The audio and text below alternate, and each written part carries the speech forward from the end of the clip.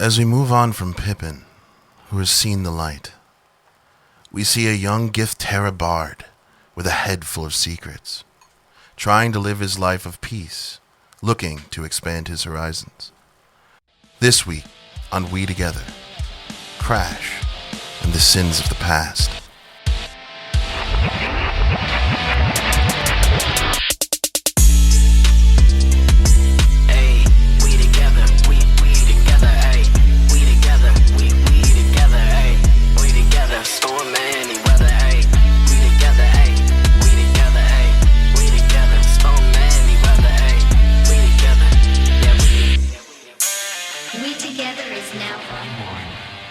All right. Are you ready? Think so. All right. So, setting the scene. The first thing that anyone would notice about this place would be the smell. It's not particularly bad, but it's definitely not good. As the smell of sweat and of cigarette smoke and of spilled beer on a sticky floor reverberates through the room as the sounds of a band rocking the house to a packed wormhole, a club nestled in the south side of the block, the third level of Iris Luna. Now, the south side has a pretty bad reputation as being a rundown area of town, the farthest away from the skyrise, towards the outer ring that surrounds the city. The buildings are a little bit more dilapidated. The people are a little bit more worn and run down, but that does not mean the spirit of Southside is dead. And in the wormhole, it is being brought to life by a band playing heavy punk music on the stage with their frontman, the enigmatic Crash, just finishing the last song of the set. Now, let's just have like a moment here where you describe what Crash looks like, what he's feeling, and then coming off the stage. So, Crash is pretty average size, like humanoid size. He's like 5'10", 165 pounds. He's Githrak, so he's got like yellowish green skin and some like markings like on his arms and his hands. You can kind of see more natural looking markings, and then mixed in are less natural, like straight up tattoos that he's gotten and things like that. And it's a mix of markings on him that doesn't really look aesthetically pleasing, but it's not for the aesthetic. It's just like kind of like a memory. Yeah, like he's got a lot of he's got his natural markings just from his race and that have grown over time, and then tattoos that are like, some of them have like the markings worked into them, but like some of the artists, which are like most likely just like his friends or whatever. I'm having an apprenticeship. I need 10 hours. Yeah, or even like somebody's like, hey, I found a tattoo machine over here. Who wants to get tattooed? And he's just like, yeah, I don't care. And like random tattoos and stuff like that. But each one, some of them are super shitty. Some of them don't make any sense, but each one holds a memory to him, and that's what's important. He is he's wearing a black leather jacket. He's got like some metal studs in it, some like stitched on patches, kind of a collar that sits a little bit higher. It's like a battle jacket. It's just like it's gotten dirty so many times that like some of the filth is just a part of it now. It's got like so many patches and stitched up places that it's stronger than it was to begin with. The elbows are frayed. Yeah, but patched too. So they're just like every piece is like double like enforced, reinforced, but because it's just so much shit has been like stitched onto the jacket over time. Yeah. he's got pants that look similar. They're not like patches of like bands and like patches that say things or whatever, but like you can see his pants. He's had the same pants for a long time. Black boots that he's had for a long time, very worn in. Uh, everything he has is pretty like you can tell he's had it for a long time, and he's been trying to upkeep and hold on to the same things for a long Hell yeah. time. And after his band finishes the set, his band, I'd been struggling with the name to think of it, but it just came to me. His band's gonna be the Test Dummies. So literally, as you're getting ready to get off stage, someone in the crowd just goes, "Who are you?" He's like, thanks everyone for coming out to the Worm tonight. We're the Test Dummies. We hope you had a fucking terrible time. Just crowd screaming. This is a very rowdy crowd. There's glasses breaking on the wall. More music coming up. Be sure to get some more drinks in you. And he starts to walk off stage. Clap. And it's commonplace for your band to be the one that breaks down everything. So they start doing that as you get off stage. Your trusty guitar that you've had for as long as you can frickin' remember. You sling it on your back. I imagine you don't go really anywhere without this guitar because it is the source of your abilities, but also means a lot to you personally. So you kind of take it around with you. You're never really seen without it. Yeah. As you get off. It's pretty much the one thing that he always carries around with him. He doesn't have much, or like really, when he does have things, he is careless with them most of the time. But the guitar is the one thing that he always has, that he's always carrying. And he's quite, even though he cherishes it, he's just also quite careless with the guitar as well. Yeah. Oh yeah. It's always like banging into shit. Like he doesn't like actually care about it as far as like a material thing. Like if it gets damaged, I'll figure out a way to fix it or whatever. Being Githrak, just having more of a mechanically inclined nature, it's probably something you do often. And then the guitar, because when I generated this, I was very pleasantly surprised at like how it came out. Yeah. But it's basically like a white Addison, which is our version of what would be like a Gibson guitar.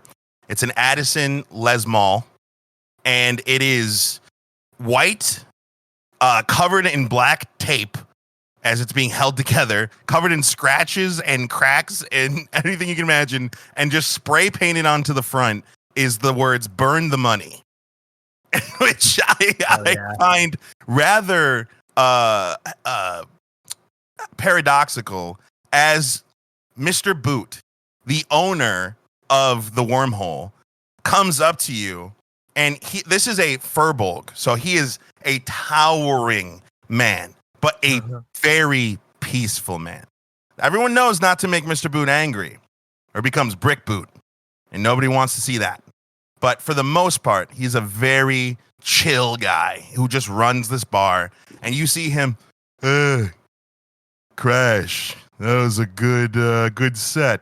As he swipes slowly to you, as you see 50 micros appear in your bank account, which is good because you literally had 0.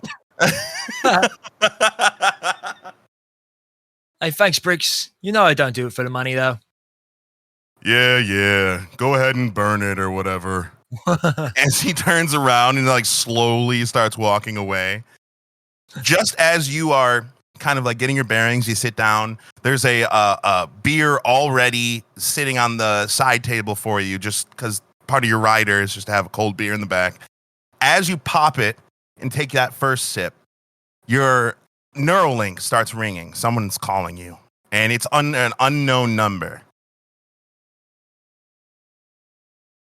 I'll swipe to pick it up. You got Crash, who's this? Wait, what? Are you there? Yeah, mate. Is it Crash? Is that Rucker? As you hear his voice, you recognize beyond a doubt this is the fixer that you've been using to make a little extra side cash. A man named Rucker, half orc. Rock's perfect timing. I was just talking about money. You know, that's all I think about, man. What are you doing? You up for a job? I look at how much is left of my beer. Probably like a I did drink. have plans. Yeah, I did have plans, but what you got for me? It's not safe to talk over this line. Can I meet you somewhere? Yeah. Usual place? Yeah. Where's that? I'll send it to you. All right, yeah, send me the nav point. Yeah, thanks, man. All right, All bye. right, Rock. All right, mate. Rucker's not the smartest. Yeah. Just shaking his head and like finishing his beer. Finishes his beer. What am I like in a green room or something? Like a bathroom? Yeah. It's like Okay, yeah. okay. It's a green room, Yeah, air quotes heavy, but it's just a fucking part of the kitchen that got destroyed and it just has never been fixed. Just another room. Yeah, they couldn't use it for anything, so they threw like a couple couches and a table in there. And then they were like, yeah, this is the band's special little area. Just like rats and shit running around. Yep. Like, Yep, big ones. The block has some pretty big fucking rats. All right. Send in the nav point. Where are you sending it to? yeah, I was gonna say, so I don't know really where our usual spot would be, but wherever, it'd probably be like a midway point or something like that between. Well, Here actually, and- it'd probably be wherever Rucker previously was like, yeah, meet me here. Okay. Crash That will would be just a like, restaurant. "Yeah, I'll go anywhere." It's a restaurant on the south side that is known to be a haven for gang activity, but that also makes it a little bit safer for people to talk about things that maybe the union or the free agency wouldn't want you to be talking about. Yeah. It's a restaurant called Ollie's. You send the nav point? yeah. You get a text back on your interface that's just a thumbs up emojicon. Yes, I did just mix those words together because I'm not fucking with any copyrighted shit. That's because that's what they're called here. Emojicons. As you put out your cigarette or just finish your beer. What was the restaurant called? Ollie's. Oh, Ollie. Yes. You stand up, and are you going to Aubert there or are you going to walk? It's within walking distance. Just takes like maybe like 45 minutes to an hour. Yeah, I'll walk. He didn't really give me any sense of urgency or tell me to when to meet him, so It's true. Crash usually prefers to walk. Hell yeah. As you're walking outside, I'll just give you the scene of the block because this city is considered the city of 1,000 cities. It is the level of Iris Luna that is the most diverse, the most, the biggest divide between rich and poor, all living together in this one mushed up, fucked up soup. And as you step outside and look up, the block is perpetually in a state of overcast because in between each of the floors of Iris Luna, there's at least 1.5 miles of airspace. So you don't really see the upper floors because it's so far up. So what you do see is this very cloudy atmosphere that has settled on top of the block due to the pollution coming from the lower floors and the artificial atmosphere from the upper 2 floors kind of pushing down on it. It has created this almost impossible constant overcast where when you look up, the only lights you see in the sky are the lights of the floor above you on the bottom. So you just see a couple of blinking lights in the sky. But that's what we call stars up here. And as someone who was born on the lower levels of Iris Luna, it does seem to have its own mystical beauty to you. As you step into the night, the air is kind of cool and crisp. The nighttime always kind of sits around to 60 degrees, perfect for a walk. And the streets are full of people. Even though it's close to 9:30 at night. The streets are completely full, as the block truly is the city that never sleeps. As you make your way through the south side, again, the buildings being slightly torn down, the people being slightly torn down, you notice it's a haven for all kinds of illicit activity. You see drug deals, you see prostitution, you see all kinds of just big city shit going on. And for a little bit, just for a moment, Crash looks at all the dirt and the grime, and he fucking loves it as he makes his way through to the restaurant known as Ollie's. As you approach, you notice that the entire back of the restaurant is completely covered in plastic, as it appears something has blown the entire back of the restaurant off. And you just see, standing with the plastic pulled slightly to the side, one of the cooks smoking a cigarette, just like blowing it out the plastic. As you approach, he kind of looks at you, rolls his eyes, puts his cigarette out, flicks it, and closes the plastic to go back into the restaurant. You going inside? Yeah, I'll look. I'm gonna look at his cigarette that he flicked and like tamp it out. Your like, boot crushes it against the asphalt. It's like Crash is like, wait, did this place burn down and then someone's just tossing a cigarette? What the hell is going on? Yeah, I'll do that. And then I'll peer into the plastic as I make my way in. As you peer into the plastic, that is like the back half of the restaurant. So you see the kitchen and the cook look at you like, hey, what are you doing? The entrance is around there. Sorry, couldn't tell. Fucking A. What the fuck? What? Wait, mate. What happened here? You didn't hear? I usually don't. Some fucking crazy FAF agents blew the shit out of the back of my fucking restaurant. Wow. What were they doing? Chasing some kind of big crime? I don't fucking know. One second I'm flipping burgers. The next second I'm pulling shrapnel out of my skull. Wow. You all right? Did you get that taken care of? For a second, the cook kind of looks at you very, like, almost caught off guard. But then, like, you see his defenses come back up. Go fuck yourself.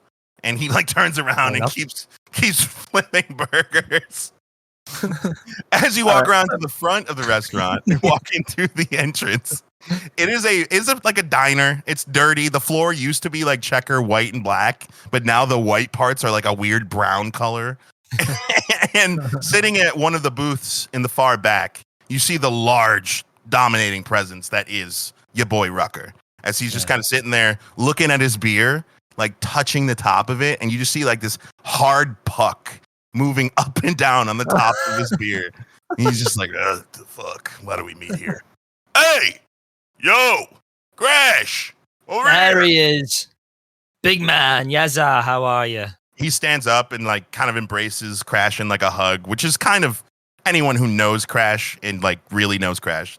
They hug it out. Crash really like enjoys the hug. Like a hug from a man of his size. Crash really like nuzzles into him for a second during the hug. You hear from behind the counter, get a room. You shut the fuck up, mate. Hey, shut the fuck up. Rucker kind of looks at you, just like smiles and sits down. It's good to see you again, man. How you been? Yeah, been all right, mate. You know, hanging out the worm, doing my thing. I was happy to hear from you. Yeah. I got a big job for you. It's big. This could be it, man. This could be it. Could get you off this rock. I mean, you serious? Serious. Dead serious. It's a little under the table, if you know what I mean. All right, yeah, no big deal. Good, because you know I don't really like the posh crownies that come down here and pretend like they own the place, but they do pay good. Yeah. All right, so what kind of above the clouds shit we talking here? Well, my friend, this is actually perfect for you because it's one of those Gith types that only works with other Gith. So when I heard that, I knew the man to call. All right. You got any more details? Oh, yeah. Just wait till you hear what they're paying. 500 units. 5 max. Oh. Yeah. Yeah, and get this. All you have to do is meet with the head guy and guide him through the block. That's all he wants. The head guy. Yeah, I didn't meet him. I'd only talked to his assistant chick person. I don't really know. What's he the head of? I don't really know. As you know, in this business, asking questions can get you collateraled. Yeah. You're not allowed to know information, though. It's true, but for fucking 5 max, Crash. It's tough to say no. I mean, I'll take my 10%, but the rest goes to you, man. All right. Not bad. Who'd you talk to? His assistant? Who were they? Well, it was kind of weird. They found me, and, I am gaining kind of a reputation as a big fixer in the South Side, so But, apparently, this, head honcho guy, he's not supposed to be here right now. In fact, there's some union officials who are probably looking for him. So he needs guide from the spaceport to the skyrise. So by guide, you mean protection? Well, they didn't say that specifically. And honestly, if you would have seen this chick, man, I don't think that you're going to need to do much protection. She looks jacked. She'd probably give me a run for her money. All right. So what's the offer then? 500 max, but do I get in contact with them? Do I have to meet them somewhere? I mean... He swipes his fingers at you, and there's a contact information that pops up. And he says, they basically, they're kind of, how do I put this without offending you and being racist? They're very Gith-like. And, they want to make sure you're worthy. That was their words, not mine. Great. Yeah. Yeah, it seems weird, but, hey, for that kind of unit, I would kill my grandmother. Sorry, Grandma. They found you? Yeah. Did they ask for me? They asked me if I had any Gith in my employ. And you're the only one I got, baby. I do know that. All right. Well, thanks, Rock. I'll let you know how it goes. Perfect. I already told them that you would accept, and there's a car waiting outside for you. Just a reluctant thumbs up. Hey, man, for 500 max, I'm not much. Around. Thank you, mate. So much. Thanks. Hell yeah. Oh, Crash, I know this isn't really your thing. He kind of looks around. He pulls out a Titan M050 pistol, puts it on the table underneath like a newspaper thing. It's like synthetic paper, so it's not even real paper. It's just like as he like slides it across the table, just in case. I mean, what do you think's gonna happen? I don't know, man, but it's the South Side. Anything could happen. Yeah. Hey, it's up to you. You take it. I'm worried about. All right. I'll reluctantly grab the paper, and I kind of like wrap it up in the paper and like stuff it in my bag. Hell yeah, mate. Good luck. He stands up and like swipes at Tom. Or sorry, the cook to be named as user. Hey man, thanks for the cup of whatever that was. And he like starts to walk out of the diner. Oh, Crash. Yeah, mate. Remember, these are rich types, so Keep the south side of you just a little, muted. Yeah, I got it. All right. He walks Thanks out again. the door, waving behind him. Hey, you gonna fucking order something or are you leaving? Sorry. Hey man, I got actually going. a lot of customers today. There's no one Yeah, else. yeah. I take a look around. Yeah, it looks. It's. I bet you're really overwhelmed today. Good for you for working hard, nonetheless. And I'm gonna swipe to 10. What do I have? I'm gonna swipe Mike's. 10 micros to him. Hey, thanks for the tip. Come back next time. All right. Let's just walk out. As you walk out the door, it is immediately obvious to you the car that is awaiting you. As you look around, all the cars in the south side are fucking just glacier mushroom gas guzzling fucking beasts. But Yeah. you see a slick white limousine, which looks kind of like the Cybertruck. Yeah. Imagine that, but extended into a limousine and pearlescent white. As a Gith woman steps out of the car and opens the door. Now, this woman, she's about 6'2". I don't have a portrait because I can't get the stupid thing to make a fucking Gith right now. But she's about 6'2", and she's covered from neck to wrist in just the craziest, most intricate tattoos you've ever seen. And her markings kind of give her away immediately as a Githrak. As she looks at you and kind of like furrows her brow and then stands with her hands clasped like a bodyguard waiting for you to approach. I walk up and I go,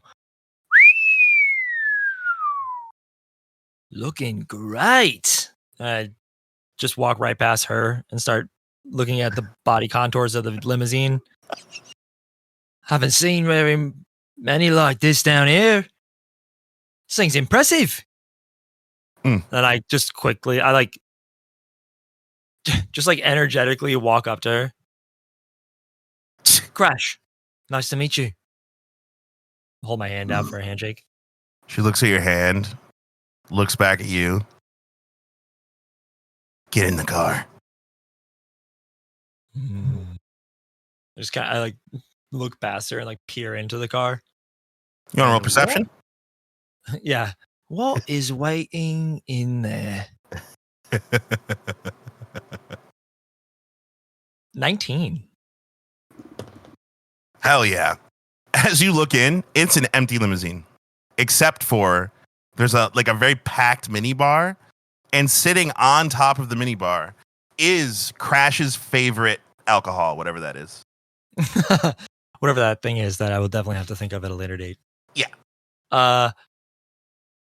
And no one's in there? No one.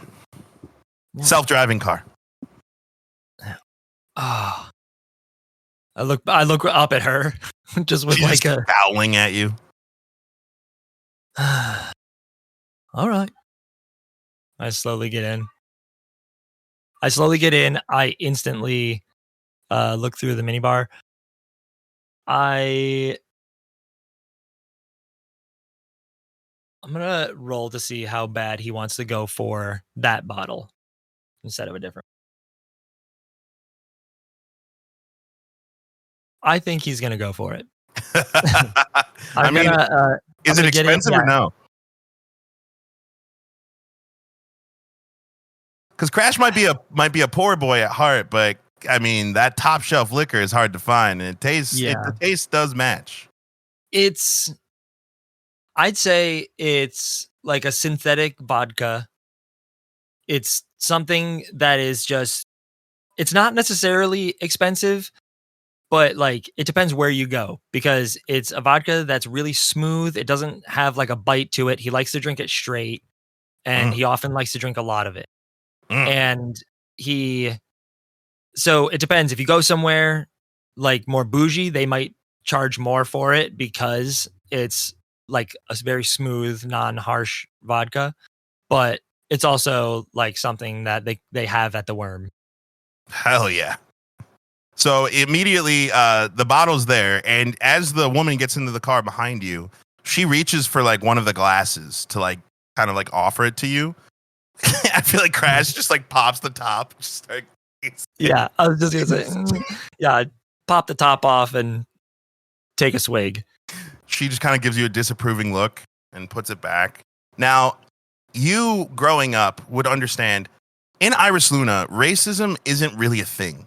Classism, yes, but racism, nobody judges races by their race, really, except for satyrs, but that's a different story. Gith, however, have a lot of inter-species racism, where Githrak and Githterra tend to not get along. However, those are the official, like the embassy of the Gith, like they fight. There are Gith in Iris Luna who don't give a fuck. They don't. They're not a part of it at all. But there are if you're Githterra and you're with a Githrak, that's kind of what's happening, because you can see she has, as she like rolls up her sleeves to like clean up some of the garbage that you've made. Her tattoos are intertwined with scars all up and down her arms. The car starts moving. So, anyway, I'd love to hear a little about you. What could a weakling like you know about me? Nothing really. That's why I'd like to know more. That's why I'd like you to tell me a little bit, How'd you get those scars? Gnarly. Those things are fucking... Kind of looks at them, starts rolling down her sleeve to cover them up. Battle. Tough times. I'm one of the lucky ones. I've never really had to do too much battling. She kind of like spits at you a little bit, like a with sucking of her teeth. A waste of a perfect form. Well, thank you. I don't think anyone's really called me a perfect form, but quite some time. Ever, really. That's interesting. Thanks. Take another Was swig. not a compliment. Oh. Well, nonetheless. You are lucky. Almost. We have need of your services. Who is we, by the way? Who I was told you're sort of the voice for someone, an ambassador of someone who represents something larger. I am his life mate. Wow, that's beautiful. That's, wow.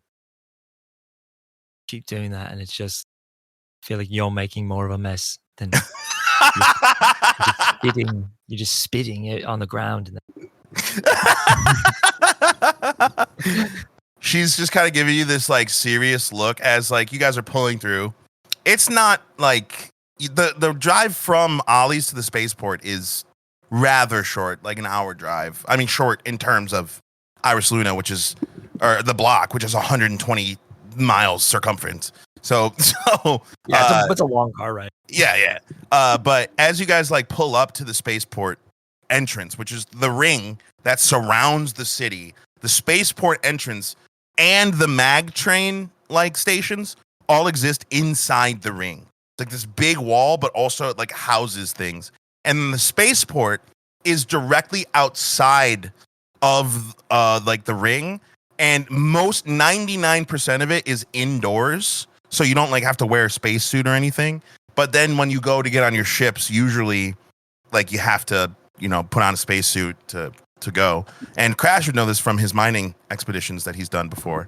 But as you approach the spaceport door, you notice that there's a contingency of like Union and everything kind of like patrolling, and purposely avoiding that, the car turns down like a darker alley and then sits in this like really dark just alleyway, and it's just waiting as she's just looking at you.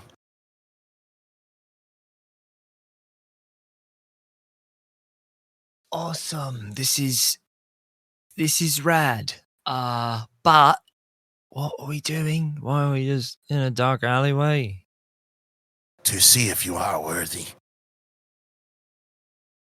Whoa, okay. So what would you like me to do? The car door opens.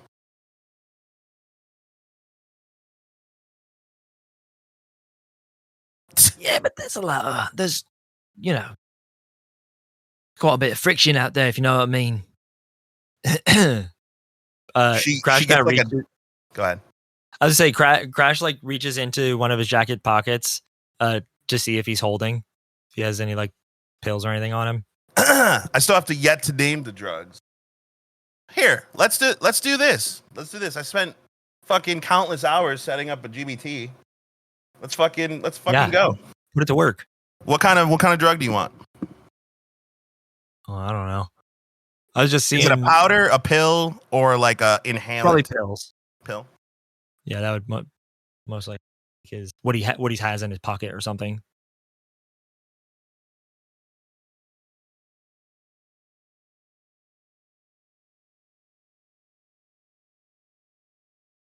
What I would say the spell increases your, let's say increases your intelligence. I was gonna say intelligence or charisma. A If pill it's that like increases your charisma? Like in something that something that he has on him currently. Like that would just make the most sense after the show. Probably, if any. So basically, this is how drugs work in Ars Luna. They will give you a bonus, but they also, after their time period is out, that bonus is negative. So if it gives you +1 charisma for an hour, after that hour, you have -1 charisma until you either take more of the drug or a long rest. Sounds good. So this pill is called Charmine. It is a small iridescent pill with a shimmering surface, reflecting colors of pink and silver. It is embossed with a star symbol on the side. Frequent use of Carmine can lead to addiction. Each time you use Charmine, I'm just going to call it Carmine, but it's spelled with a CH. Okay, yeah. Make a DC 12 Constitution saving throw. On failure, you become addicted. Addiction causes permanent -1 penalty to charisma until you overcome that period through a period of detox. So essentially, and the DC is low. It's a DC fucking 12. 12. I might even make it a DC 10, and then we'll kind of ramp it up the more you take drugs. Yeah, I was gonna say that. Like that kind of makes sense. Have it low, but then the more you use it. Let's start it at 8. Let's start it at 8. I think that is that's balanced. And then essentially that -1 penalty only applies if you are addicted to the drug, like the permanent -1. So essentially, you have a way to buff your stats, any stats you want, because I'm gonna make drugs for all of them. Any stats you want, you can buff them, but you have a chance to become addicted to them. Which the only way to overcome the addiction is either to deal with that -1 or to take more drugs to overcome that. So that is a very, I think, good way to reflect addiction. I was gonna say that too, and like, yeah, that can because it puts a distinction in our game between use and abuse. Yes, and you are holding 1 left. Oh man. Yeah. So what? So what is it? I'm supposed to do? Exit the vehicle. Okay, and then what? I will lead you to him. Okay, that sounds fantastic. Fantastic. And take one more swig. Actually, I'll pop the Carmine and with a swig of the vodka again. I'll leave it there. I'm not gonna take it with. Okay. Here are the effects of Carmine. You get euphoria, a pronounced feeling of happiness and well-being, increased sociability, confidence boost, rapid speech, enhanced perception, not mechanically, just as far as like yourself, and physical sensations. So increased heart rate, mild warmth, and tingling in the limbs. So basically, it's Molly. Cool. That's basically what it is. So as you like feel it kind of hit your stomach, it works pretty quick. Drugs in Iris Luna, they're engineered to be almost damn near instant. So you start to feel the effects right away. As you exit the car, there's a very like just rundown, boarded up building standing in front of you. And as the woman exits the car, she closes the door behind you and kind of like nods towards that building. Straight way. I'll just start heading that way. As you get to the door, you notice that the door looks like somebody, like it's almost like a new door on an old building. And the door looks like reinforced as shit. Okay. She walks up to it. She knocks once, waits like for like 5 seconds, knocks again, then waits for another 10 seconds and then knocks again. And the door opens. Come. As you guys walk through the house, you notice that there are Githrak everywhere. They are all starting to look at you and kind of like question you, and like they're all giving you that like same look that the woman was giving you. But the halls of this house are much better than the outside of what this house looks like. It looks like someone renovated the inside of this building so that it was much more comfortable, but the outside is meant to look like shit on purpose. Yep. As you make your way through, there's a set of stairs. You make your way up the stairs into this main room where it's a very large room, very empty, except for a chair that could only be called a throne in its size. And sitting in that chair is a Githrak man who is like literally if you can imagine what a like hulking Githrak would look like. He is almost 6'5". His muscles are like peeking through his shirt. He's wearing light armor as well as like you could see from literally, you know, those people who get tattoos just under their jawline. It's literally from his neck down. And you can see on it, there's tattoos of Gith killing each other all over his body. As you enter the room, he kind of gives you this like very like steely-eyed look, and then he looks to the woman and goes, and she just nods and closes the door behind her. There's a single metal chair sitting in front of the man. Come. So Crash knows different Gith, you know, pretty well. So he's putting on he's sort of like putting on a show of confidence a little more. He knows that that's more respected than him trying to come in here and like sweet talk like he normally would. So knowing the situation, he's got like more, he's walking with his chest puffed out a little bit. Like those guys that are grilling him, he's grilling them right back. And yeah, I'll just walk very slow, like not slowly, but calmly up to the metal chair. I'm going to scoot it back like 3 inches just so it goes like on the ground a little bit, and then sit down and not break eye contact.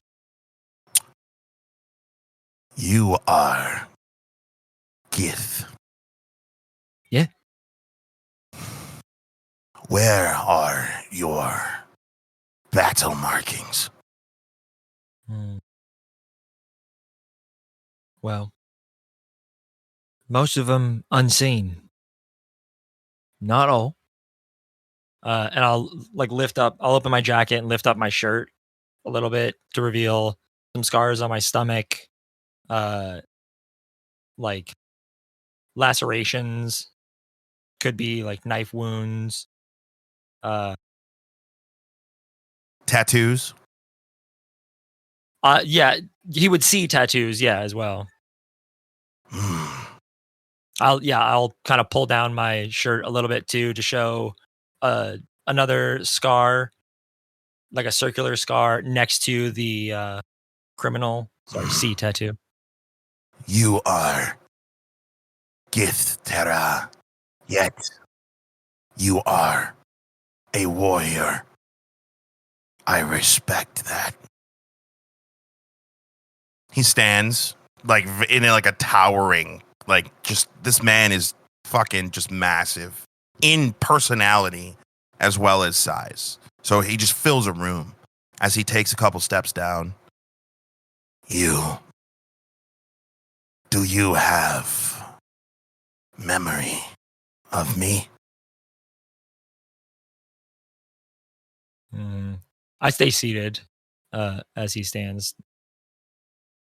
Memory's not too good. A few incidents rattled the old cog up there. You want to roll history? Yeah.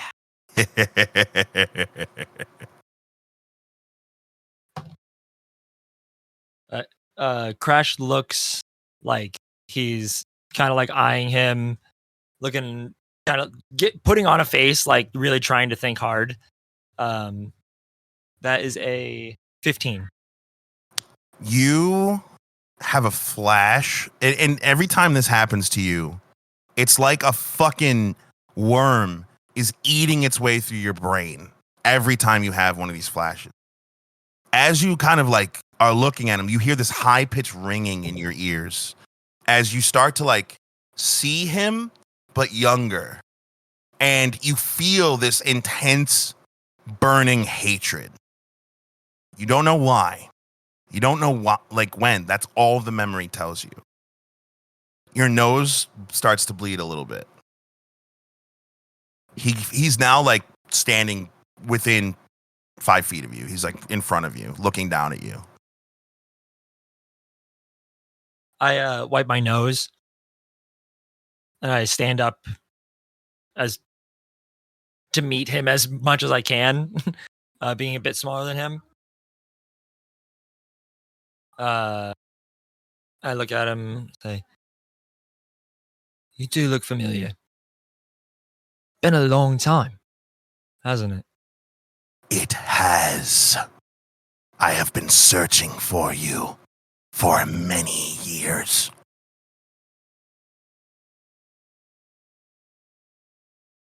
Well, any chance you're gonna explain why? He looks at you kind of confused and you do not remember. So all I can remember about him, I can like picture him but younger, and I get that weird ringing in my ears. Does that ringing in my ears like mean anything to me? I mean, for the last... Is it a feeling that I've had before? Yes. Or but every time you have these feelings, it's always like something useless. Like you'll be walking by a street corner and then all of a sudden you'll see that street corner like from a couple years ago. And like that's all that happens. And it's annoying because your nose bleeds and it fucking hurts every time. Probably the reason you do drugs all the time. If I mean, yeah. It's you're self-medicating because that's fucking annoying. I'm gonna as I stand, I'm going to light one of my cigarettes. And it's Crash's cigarettes are like his own blend. And he doesn't have cigarettes often. He only rolls them for himself when he has the stuff to roll them because he doesn't like smoking any other kind of cigarettes. But it's his own blend of like Bush and whatever. I don't know if it's just tobacco or whatever the Irish Luna equivalent would be.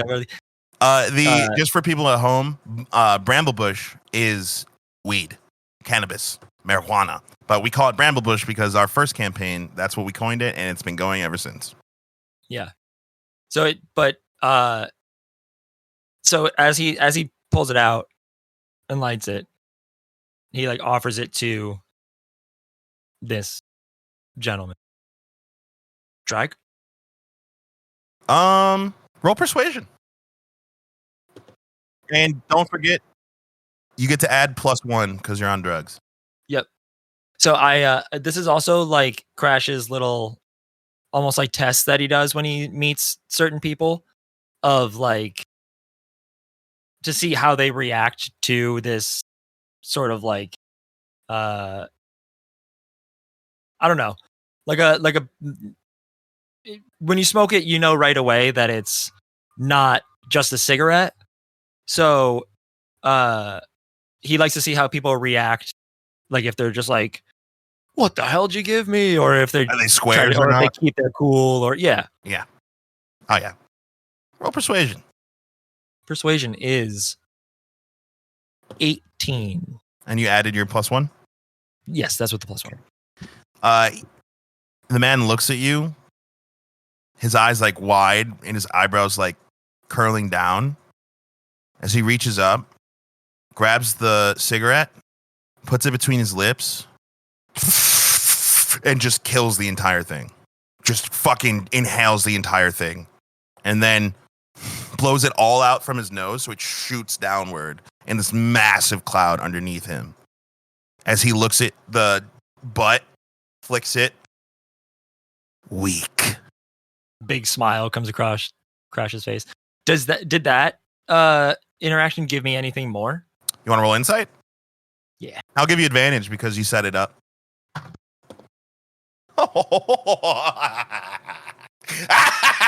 Oh no. Oh no.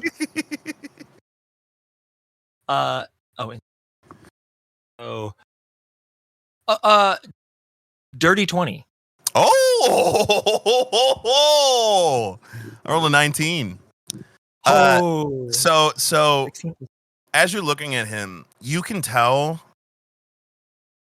through it all, this man is looking at you as an equal, or at least, Okay. you know, someone who's like standing with him, and that is strange for a Githrak relationship. So like, is it giving the vibe of like seeing someone and they get that, you know, it's like, "You son of a bitch, I haven't seen you in years," and they act all angry at each other, but then like really they're,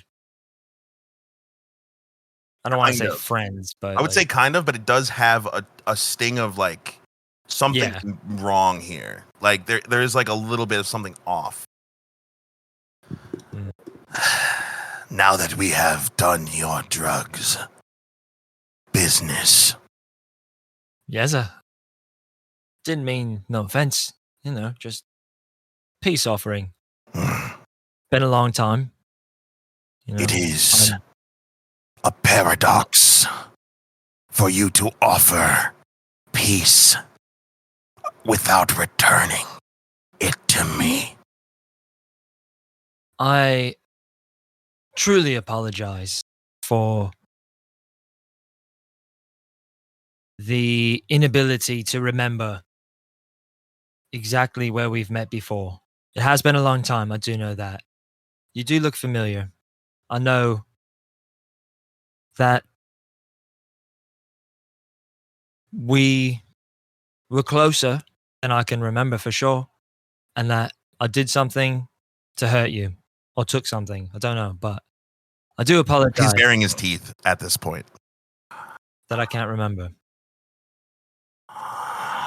But I have a feeling. Do I know anything? Do I know anything about Varric's past before level 5?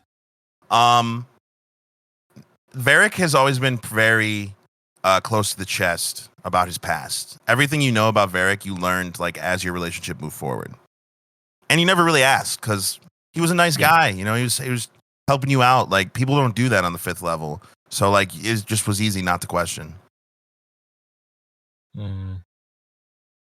All right. Well, I do apologize for that, and I apologize that Your I can't remember. apologies mean nothing. He screamed like it like echoes throughout the entire house. Your hair flaps a little bit in the wind. I I was like, well, yes, all right. It's very apparent. I owe you something. What is it that you're looking to be returned? I have searched every crack of this godforsaken city, looking for you again. Where is the stone? The stone. Right. Oh, that old thing. You know, it's been a while since I've seen it. Really, even. Does a 18 hit? Yes, it absolutely does. He's going to Can I cold clock you in the face. And it hurts. It's hard to the point where you stumble backward into the chair. You're going to take, being nice, 6 points of damage. Points of bludgeoning damage. Oh my god. Your jaw feels like it's unhinged right now. It feels Yeah, like I stumble back and like I'm wobbly, but Crash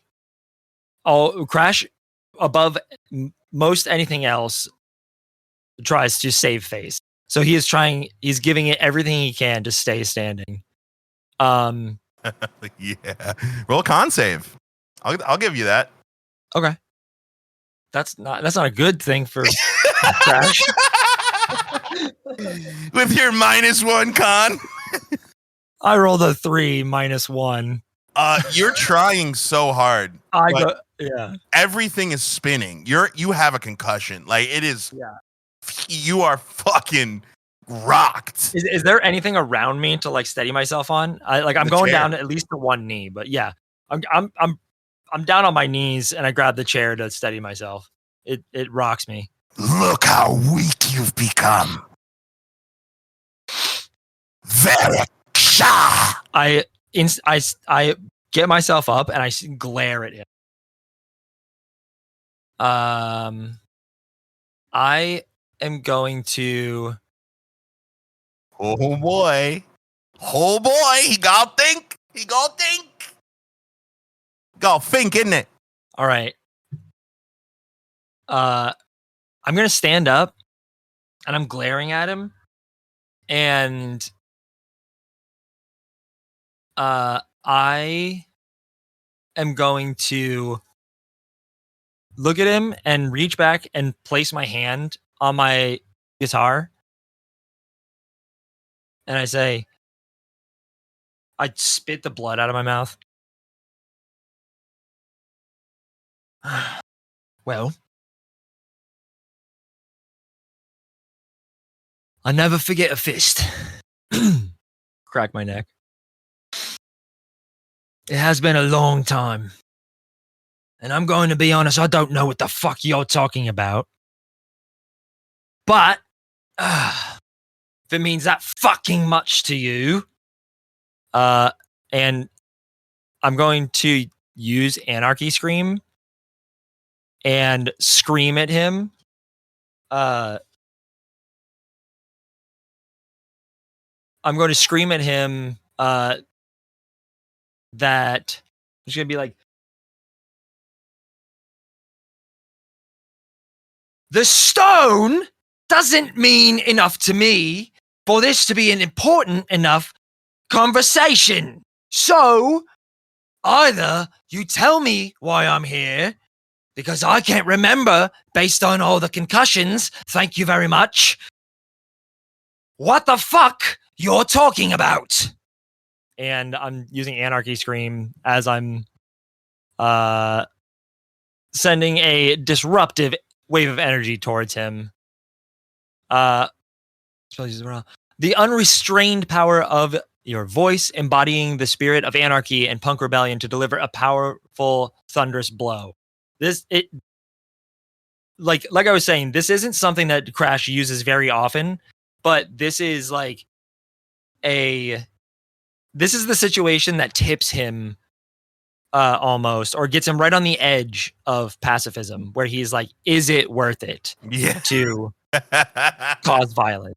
And he's been trying to be persuasive, trying to, and explain, but this guy is not letting it get through, and so he's like, "Fuck him." So this guy takes. Does the drug boost my charisma modifier +1? So regards to this basically, as well? how I've kind of, as we've been playing, I've been kind of balancing it in my head. Okay, yeah. You get +1 to any rolls involving charisma. So technically, since this is a attack, you would normally roll dice, but we do max damage, so we don't make you. So you can add +1 to any attack that uses your charisma based modifier. Yeah. Okay. So like this says 8 points of thunder damage plus charisma modifier. +1. Because he's taken the Carmine, so instead of a normal +2, it'd be a +3. So 11 points of damage. So you see as you start screaming, you don't bare your Githrak fangs often, but they are fully bared as you're screaming with your guitar like pulled in front of you, and you just see the ears of this Gith just start bleeding as he's looking at you wildly with a smile in his face. Awesome fight, finally. Tell me where it is, and he just like starts charging at you.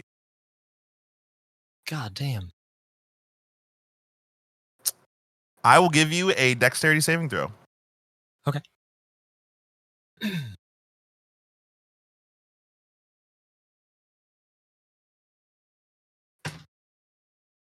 17. You do a fucking, like the fucking rock star slide, then like knee slide. You just like slide to the left and stand up quickly facing him. I'm gonna give you the chance to cast one more spell. You can keep trying to attack him. You can try and protect yourself. You can do whatever you want. I think I want to cast Power Chord. Ooh. What does that do? So when you cast Power Chord, you play a bold and inspiring riff on your guitar that fills you with a commanding presence. This spell enhances your confidence and charm, making you more persuasive in social interaction. So I get a 1d4 bonus to charisma checks, including persuasion, deception, and performance. So I'm going to use this and once again scream at him. While playing a tasty riff. Yeah. Or just a power kick. Yeah. Man. After the session 0, I feel like you're going to go and write down like just a bunch of fucking things to yell at people. For real. Just the stuff to yell back. Yeah. But this is such a specific situation. Well, taste my rocks. Taste my rocks. Okay. I got a rock for you. Okay, what are my chances of gaining more information here? Like when he said the full Githrak name, did that give me any clues as to because it crashes somebody like now, and obviously we're talking about like backstory stuff, but he's somebody who when he meets new people, he wants to find out as much information he can about them so that almost that's almost his like defenses or like he's like, I know a lot of things I got dirt on people, like that sort of thing. So hearing that full name, would that give me would that like remind me or give me a clue towards like what part of that backstory that's from? Here's a mechanic for you, a very specific crash only mechanic. Okay. Anytime you try and recollect Varric's past, the form you are currently inhabiting, I'm going to keep that vague and mysterious for those listening. You have to roll a history check. Then, if the history check yields well, a con save. So you might recollect information, but if you also might be rendered fucking immobile from the after effects. So you can try. I can't remember his name, right? Nope. That wasn't in the memory originally. Right. Okay. But you can try and take Varric Shah and like, put it through your shit if you want. Right. I'm just going to use power chord, and as I ring out the chord, I'm gonna say to him,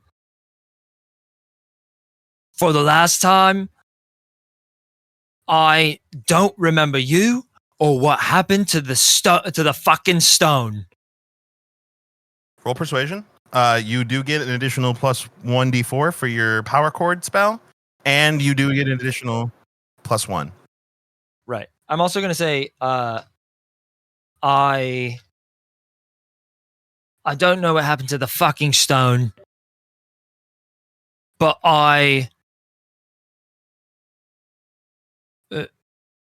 it's yours if I can help you find it. Is that persuasion or deception? You get to pick. That's persuasion. Cool. Okay. So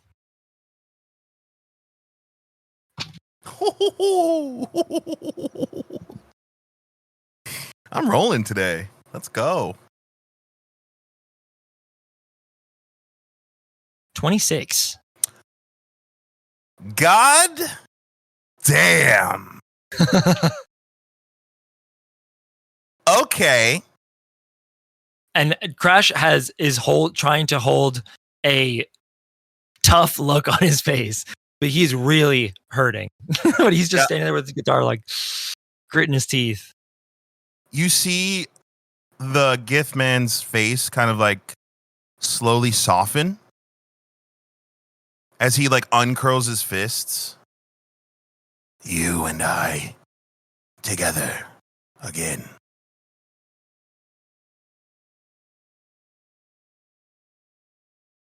You can tell he's like really pondering something.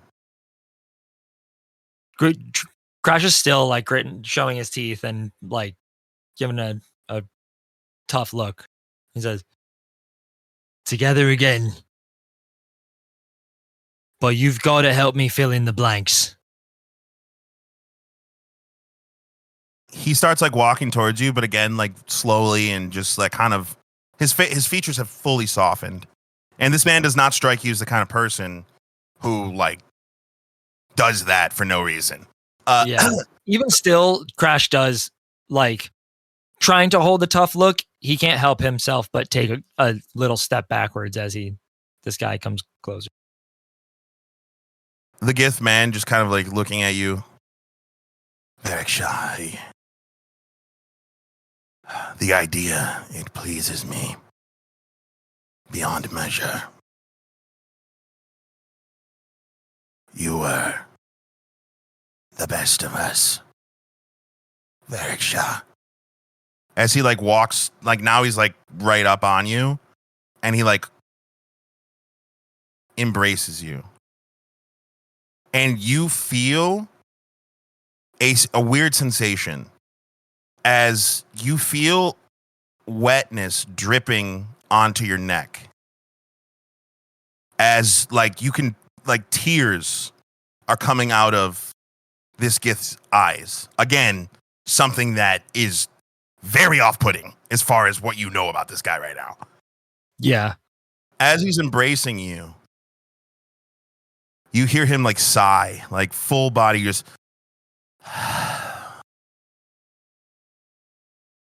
If you truly do not remember, then you are of no use. And he starts squeezing you.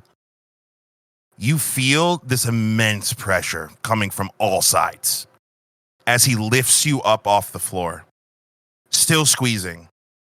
You try and say something, but all that escapes your mouth is a gasp. As soon as you open your mouth, all of the air from your lungs gets pushed completely out of you as you feel this like crazy pressure. And all that's racing through your mind right now is fuck, I'm going to die. I'm going to fucking die. As you feel your ribs start cracking, you can audibly hear them like twigs cracking as you're squeezing. And then you feel it. The bone puncture one of your lungs. Blood spurts out of your mouth onto the back of this man as he keeps squeezing until finally you feel that of your heart just burst in your chest. And the world around you starts fading rapidly into a small point of darkness. You're falling. Not in a scary kind of a way, but in a comforting, cradling, falling through darkness. It's pitch black. However, not a worry comes through your mind. Not a care. In fact, it's probably the best you've felt in years. As the darkness is carrying you away, a small point of light exists right in front of your eyes, slowly getting bigger and bigger and bigger until you are now encased in this all-white room, standing on your own 2 feet. You look down at your hands and you see that your skin is gray.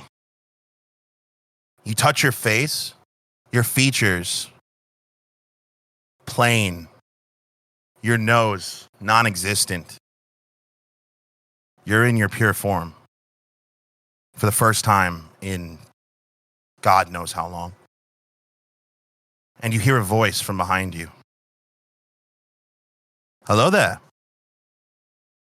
As you turn, you see a miraculously handsome elf man sitting there in white robes, swirling a wine glass full of red wine as he sips it.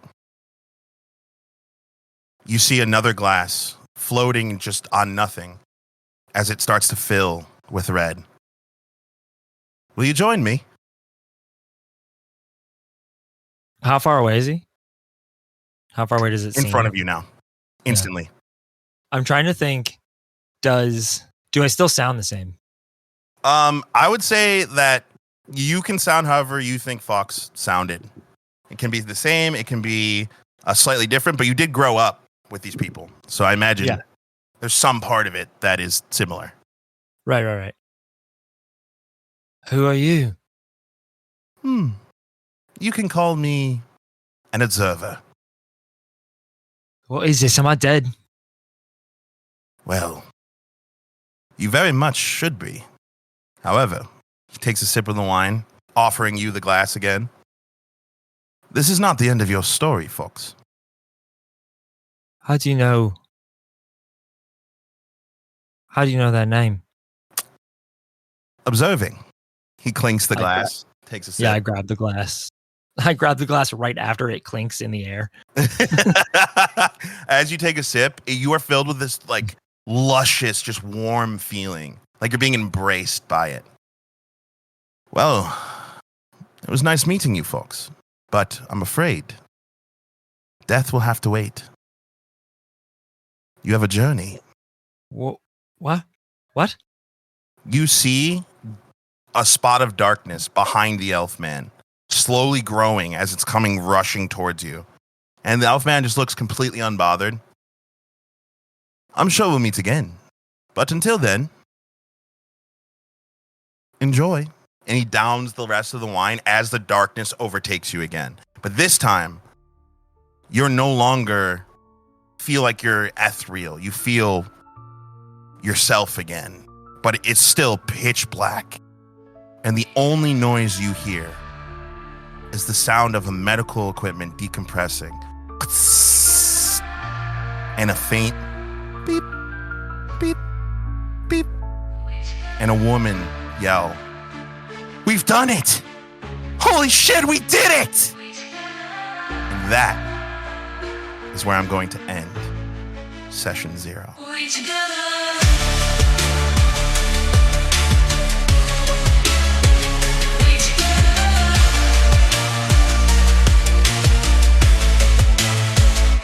Together. Hey, if you like what you heard, please head over to our link tree at linktr.ee/we2gaming. That's the number 2, we2gaming. If you head on over there, you can find all of the places that we are on the internet, as well as our burgeoning community over on Discord at We Together Gaming at Discord. You can also find us on Patreon for tons of exclusive content, behind the scenes, favorite moments, as well as We Squared, the companion podcast to this podcast, where we discuss all things We Together, Iris Luna, and this campaign. Thank you for listening, and we'll see you next time.